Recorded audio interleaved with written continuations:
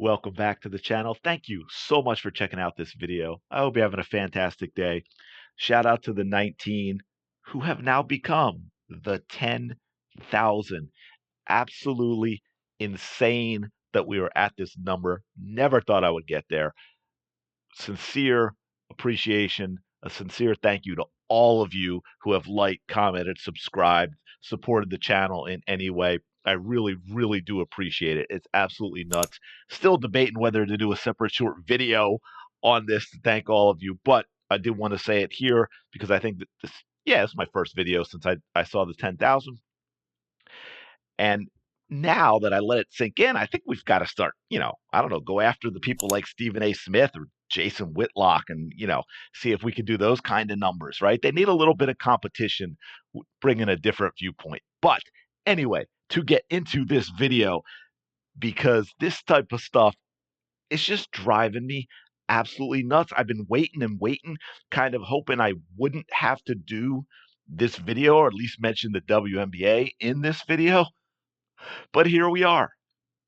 Here we are. We check out this page. This is the news from the WNBA. And I just want to scroll through it to get to what I'm talking about with the snubbing of Caitlin Clark that once again shows the unprofessionalism of the WNBA. Okay, so we've got these last two posts, both on on the first, which was yesterday. Of course, we're going to talk about style because apparently, I don't know, is it because it's women? I thought this was something we weren't supposed to do anymore, but man, the rules change so fast I get confused. So they've got some posts about the style of the players, and then we go further back in the expansion draft and Golden State, which I actually covered in a video. Here we go. Cheryl Reeve, September 29th, named WNBA Coach of the Year and Basketball Executive of the Year. Go back again, also on the 29th, Napheesa Collier, WNBA Defensive Player of the Year. 27th, okay, that's just about key players and stuff in the semis. Record-breaking season, yeah, we know all about that and why. Back on the 25th, all the way back on the 25th now. Dijon the Mustard, Dejanay Carrington, most improved. That was nonsense, but that's a topic for another time. And then we go, look, we got to load more now, folks. Got to keep going, go all the way back to, here we go, the 22nd, when A'ja Wilson was announced the Most Valuable Player Award. So that, I believe, was the first announcement in terms of the awards for the season, correct? Yeah. And that was all the way back on September 22nd. And we still don't have anything for Caitlin Clark, the announcement of the Rookie of the Year for the WNBA. Everyone knows. The 60 Minutes special even called her the Rookie of the Year. And yet the WNBA has been absolutely, completely silent on Caitlin Clark being the Rookie of the Year. It is ridiculous. Look, I get from what I'm seeing, I get that they kind of draw out the awards. But to go from September 22nd with the MVP announcement to now here we are, October 2nd, and we still don't have, now watch, it's going to come out later today. But even so, I think that's unacceptable. To have nothing about the Rookie of the Year announcement is absolutely ridiculous. Absolutely ridiculous.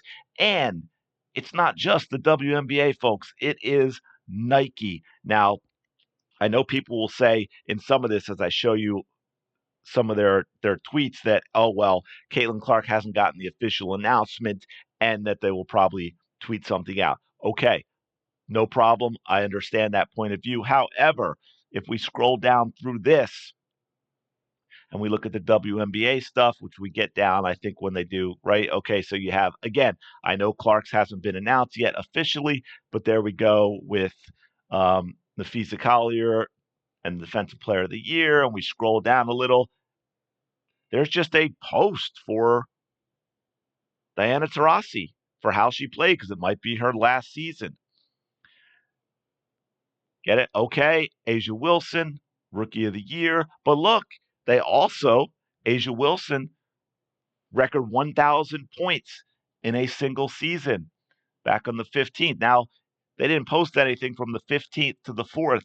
My point being now, if I continue to scroll down and down and down. What do you not see here ever? Now we're back on August 22nd. There is nothing from Nike basketball, despite giving Caitlin Clark a $28 million endorsement deal.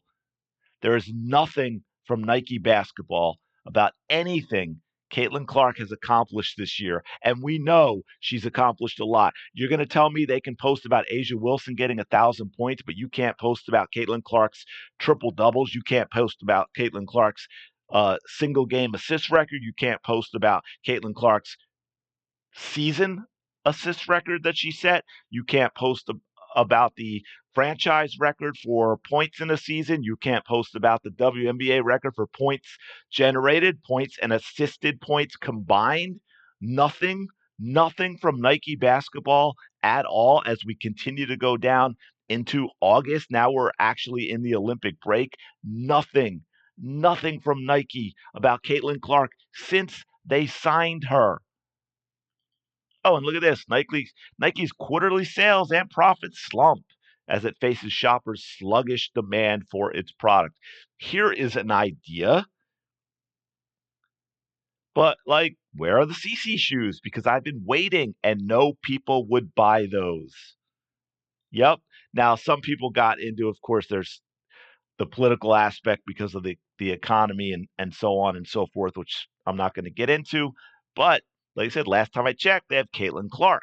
And to fix that, all they'd have to do is release a shoe and apparel with her name on it. Now, look, Nike's a huge, huge company, so I don't think it's going to make up the disappointing quarterly earnings. But yes, you have someone, and here you go, who has proven she can move merchandise.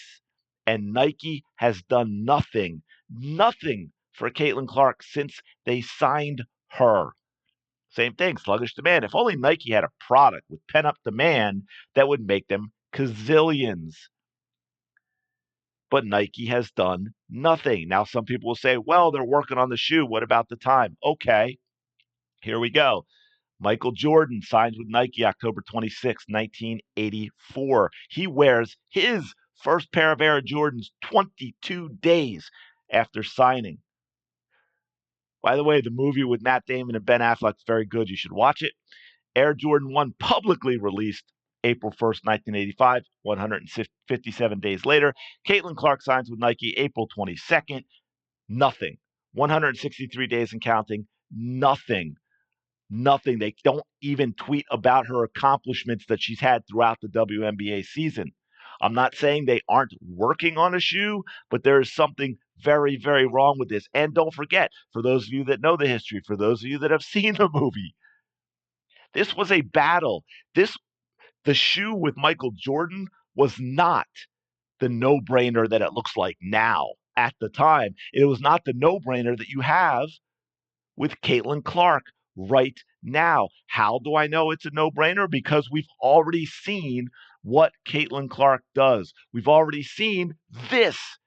Wilson signed Caitlin Clark to a deal. Wilson signed Caitlin Clark, made her the first player since Michael Jordan to have a signature basketball series. And look at this, folks.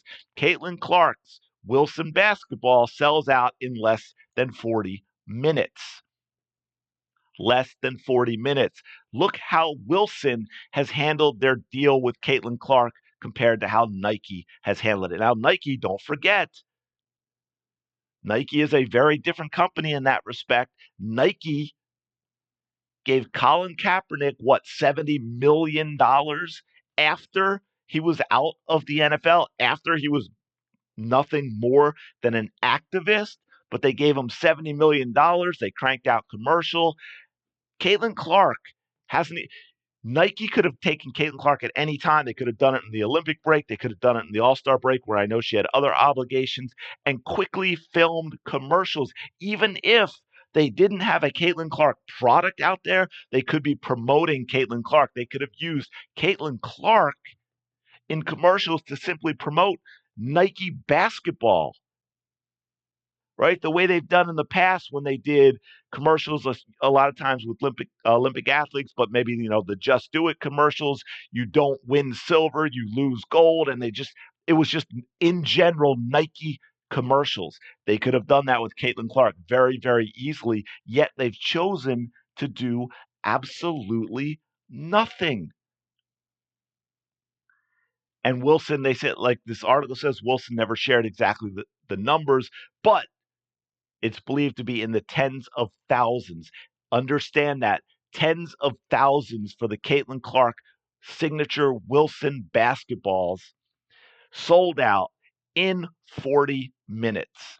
And Nike has completely ignored Caitlin Clark since they signed her back in April. Something is seriously, seriously wrong at Nike. And I know some people now are saying, oh, well, now there's a new CEO and this, that, CEO and all that. I'm sorry. Again, they could have easily just filmed a commercial with Caitlin Clark that they put out there that just advertised Nike, just advertised Nike basketball in general, even if there were other things going on that didn't allow them to get the shoe. And again, have this all the things Caitlin Clark accomplished this season, and nothing, nothing. You're telling me that they were incapable because they have a new CEO coming in or whatever, that they were incapable of tweeting t- congratulations out to Caitlin Clark when she accomplished something? Really? That's where we're going? This is why, folks, they would much rather do this and talk about Britt Griner and talk about Diana Taurasi and talk about Asia Wilson, even though they don't sell anything. Anyway, I'm going to leave it there. But I just wanted to do a video on this and point it out because it's just really, really strange that a company like Nike would sign Caitlin Clark and go radio silent since April when they made the deal. Hopefully, Caitlin Clark had some really good lawyers, and there's something in the contract about, you know, XYZ has to happen by 1, 2, 3. Otherwise, we can get out of the deal. Because otherwise, what was it, 7 years, 28 million, and they're doing nothing?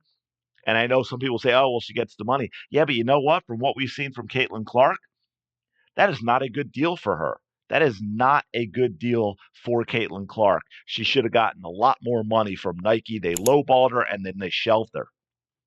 But let me know your thoughts in the comments below about this craziness. Let me know your thoughts about Nike. Do you expect a shoe coming soon? Will we see Asia Wilson's shoe first? Oh, man, that is crazy. And thank you once again, sincerely. 10,000 is absolutely crazy. If you have not yet subscribed, please do so. We are going to keep going and keep growing thanks to all of you. And I will talk to you later.